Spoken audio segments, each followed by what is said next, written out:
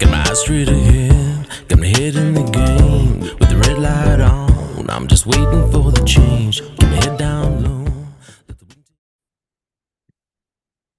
Hi, Jay Fallon. Thanks for listening to The Slippery Slope. I want to thank everyone for the feedback. I got some really great feedback about the latest episode that I've done regarding the latest shooting here in Queensland by Queensland Police in Caboolture South. Some great feedback from regarding that episode, and thank you everyone who watched and took the time to actually write down comments, replies, and stuff. It was good to see, good to hear from everyone. Um, and another thing I just want to quickly touch on, if you would like to support me further, please, I'm not asking for money or anything like that. All I say is, can you please either subscribe and like videos, regardless whether it's on Spotify, Apple, or YouTube. YouTube have a funny thing now where they say, "Oh yeah, you got all these plays," and then a couple of days later, they cut the plays, as in they take plays away. I don't know how that works. I did ask them. No one replied. No one. So if they either shadow ban my stuff or they just take the views away, apparently these days. So yeah, a little strange. Um, but it's no better than what Spotify does.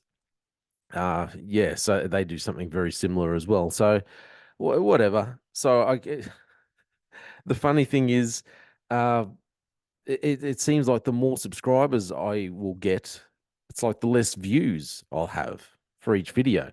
So look, just to long story short, if you want to support my channel, if you want to support me, don't worry about, it's not money or anything like that. Either like and subscribe, and hey, stream my music.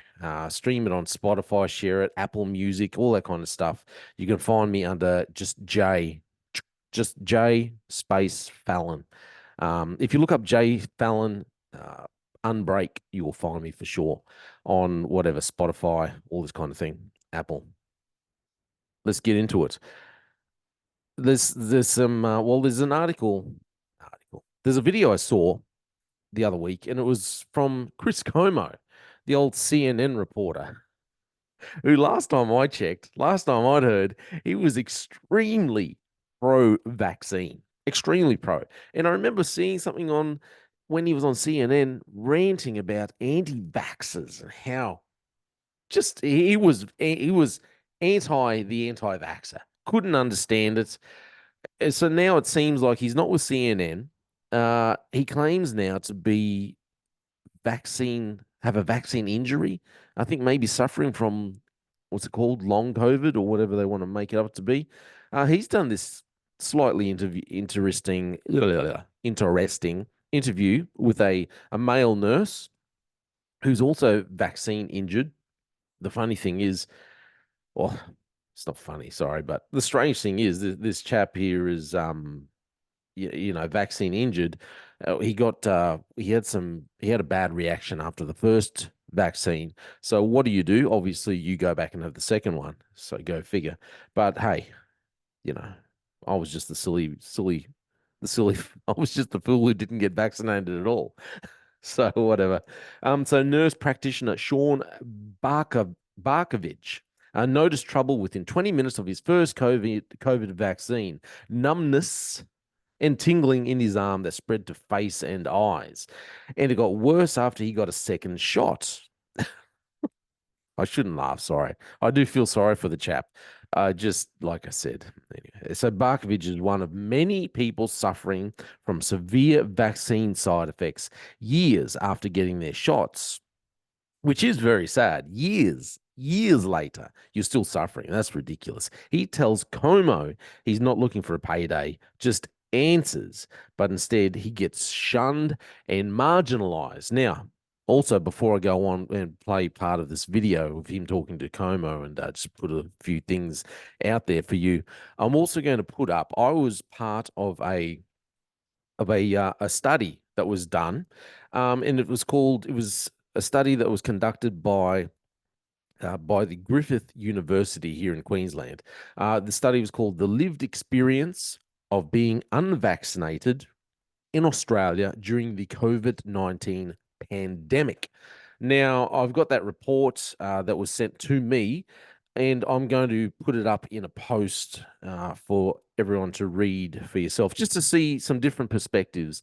The study was just done, it was only done, had 23 participants across three Australian states. These participants who decided to remain unvaccinated, and it just shows, different points of views, different experiences with that. So I thought I'd put it up for everyone to see. Uh, just different points of views if you've gone through that. Also to show that people need to see that they weren't alone. There's all these other people out there from all these other different walks of life.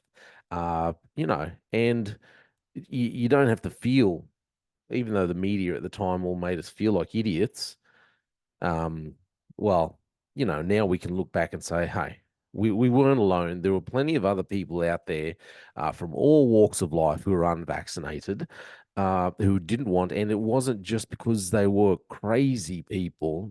It wasn't because they were going down the rabbit holes on YouTube and all this kind of thing. It's because they were actually considering other points of views and looking at things from a different perspective, and they weren't so easily, you weren't, I wasn't so easily led in so many ways. Okay, anyway, so let's have a look at this interview with this male nurse and Chris Cuomo, who is now not a pro-vaccine, COVID-19 pro-vaccine person. So let me tell you, let me first thank you for having the courage to bring this topic out. I've waited 3 years for this moment. So this is really important to me and thousands of other people just like me. Why do I believe this? It's not a belief, it's a fact. And as soon as I was injured within 15, 20 minutes of my first dose, I had paresthesias, numbness tingling up and down my injected arm that over days spread to my face and my eyes. I went to see a neurologist. He ran some tests. He's like, well, this is all new. We don't know much about it, but the hospital is going to mandate it. You should get a second dose. And everything in my medical mind and in my bones was telling me, no, if you have a reaction after something, don't do it again. But the pressure was immense. And then 3 weeks rolled around, I got a second dose. And after that, Still blows me away that you can, have issues on your very first dose, and then you feel so much pressure that you think, well, it is only my body, it is only my health. I will go and get the second dose, even though the first one made me sick. Oh, but too much pressure. It just surprises me how how how people will fold to the social pressure. But this is what our government has done during this period. everything blew up. I went from being a healthy, 100% healthy, fully functioning nurse to in a complete downward spiral of health. I had a myriad of symptoms. And in the succeeding years, have you gotten any clarity from doctors that, yeah, we are seeing this, or from the drug manufacturer putting out any information about what could happen as a side effect? No, as a research nurse practitioner and somebody who worked on vaccine research, I thought after I was injured there would be people to help me. I'm like, I'm in New York City. I will have there will be medical people ready to help me.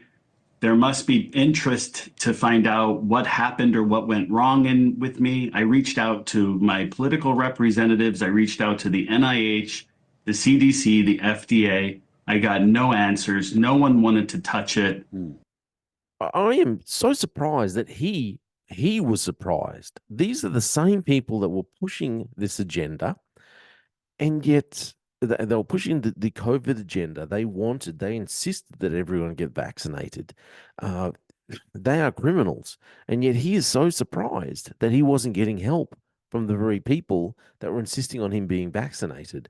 They all knew where the virus came from, and yet they were still covering it up. They knew that there was already a vaccine out there and it wasn't safe, and yet they were covering it up. And then like I said, I don't want to feel. Well, it's not that I don't feel compassion for the champ, but it's let's not be too naive. The very people that were covering up these incidents, you're then surprised that they're not going to help you. Naive, naive, I naive. got token responses back or Token no responses. response. And so I went on a mission to research myself and help others. What have you found out? And what do you see in your blood work? So I sent, in the early days when I couldn't get answers here at home in America, I sent my blood over to Germany. And I had help with connecting with German scientists. They were more interested to help me than people here in my own country. It's less political there. That testing showed I developed several autoantibodies.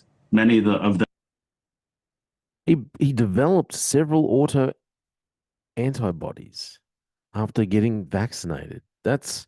I really think we've got a lot of people here. We've got a lot of people, millions and millions all over the world that are going to see issues further down the track, and they're all going to be vaccine related. That's my opinion. Them that some theorists or some scientists believe are attributed to this POTS or positional tachycardia that you mentioned, where every time I stand, my heart zooms. So some of my autoantibodies look similar to people with long COVID, and I never had COVID. And that was proven through immunological studies of my blood. They could not find any viral antibodies. We don't even really have an official finding on long COVID. And I know that's weird because I say that I have long COVID, but I only say that I have long COVID because the doctors who are treating me are calling it long. Okay, I don't want to go on too much more with that video and that, but yeah, it does surprise me on some of the issues that are coming up in is it the naivety of some people, these people that have been vaccinated, and then they're like the same people that caused the problem, the same people that were helping, the World Health Organization, that were helping the World Economic Forum, the same people that were pushing the vaccine as the one and only answer. No other answer, only the vaccine. Then they're surprised when those people won't turn around, those groups won't turn around and help them.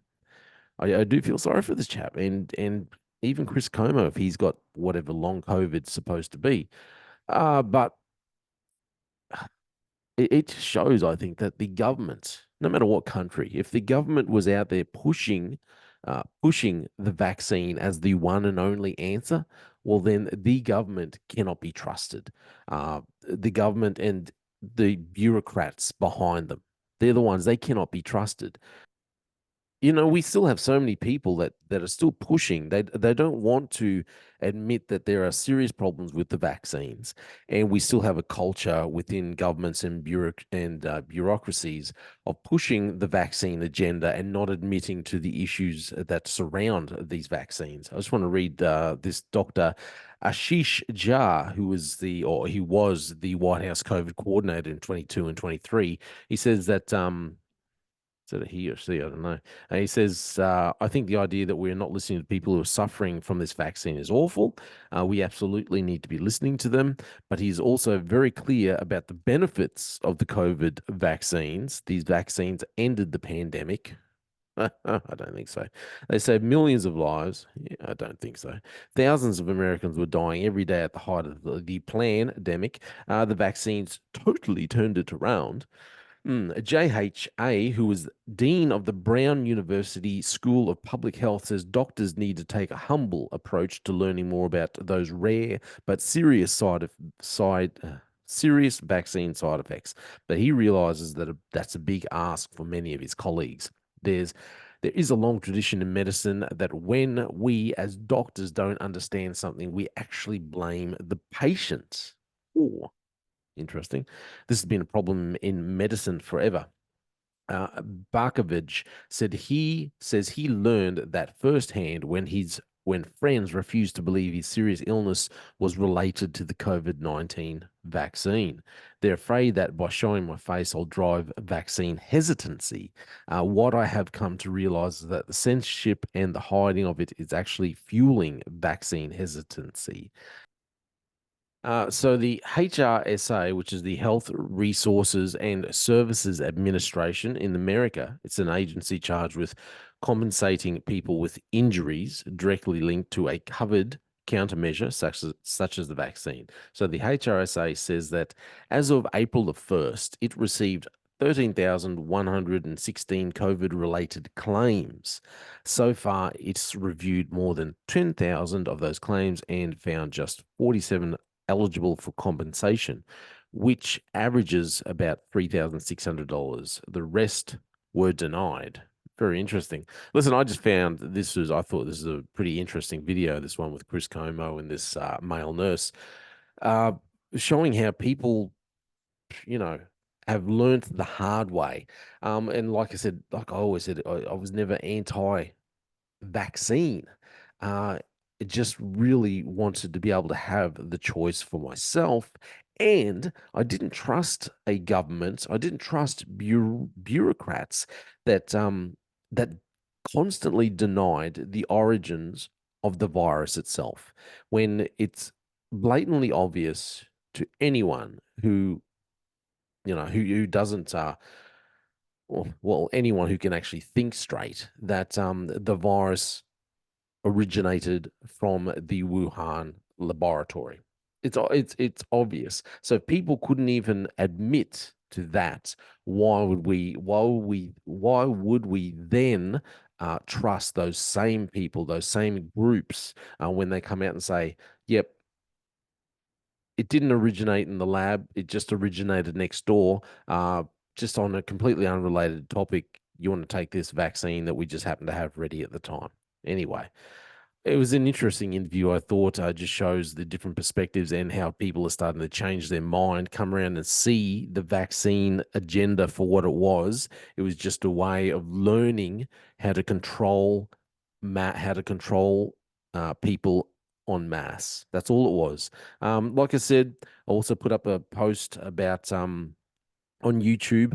It'll be available on YouTube posts only, and it's just regarding the survey or the study that I was a participant in for the Griffith University.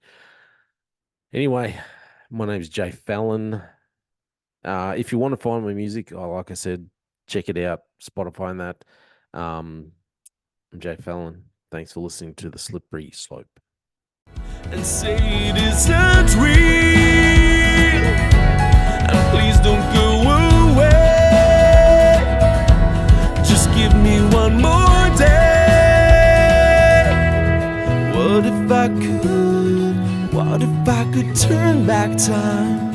I'd make you smile again. And if I could unbreak your heart, and we could start again. What if I could turn back time? I'd make you smile again. And if I could unbreak your heart, and we could start again. We could start again. We could start again. We could start again.